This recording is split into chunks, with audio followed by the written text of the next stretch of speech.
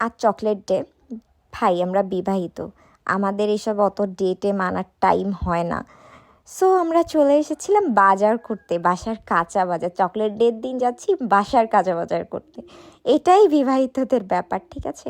And আমি খুব সুন্দর একটা রিং পারচেস করেছিলাম, সেটাই পরেছিলাম। অ্যান্ড দেন এই যে আমি চলে আসলাম হালিম খেতে, ভাবলাম বাজার করার আগে একটু নাস্তা করা যাক, ক্ষুধা লেগে গিয়েছিল একটু। আর আমাদের এলাকায় এই হালিমটা বেশ ফেমাস।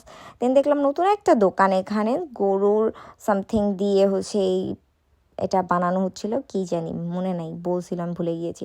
বাট অনেক ভালো ছিল, 10 টাকা করেছিল। আর এই যে বাজার ডান, বাজার একদম ব্যাগ ভরা। আমরা চলে আসলাম একটু চা খাওয়ার জন্য, সারাদিন চা খাওয়া হয় না আজ তেমন। তো এই যে মামার দোকানে চা নিয়ে নিলাম, একদম আদা চা। এখন আদা চা খেয়ে যাতে বাসে যেটু পড়তে পারি। বাসে আসার পর আমার নন্দিনী খুব সুন্দর একটা কিটক্যাট দিল, যেটা একটা ইউনিক কিটক্যাট আসলে, এটা আমি দেখিনি।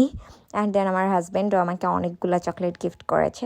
যে হ্যাঁ আসলে মানে বিয়ে করলে যে শুধু প্যারাই খাইতে হবে তা কিন্তু না, বিয়ে করলে অনেক ফ্যাসিলিটিসও আছে। সো যারা এখনও বিয়ে করেনি তাড়াতাড়ি বিয়ে করে ফেলেন, এটাই ভালো।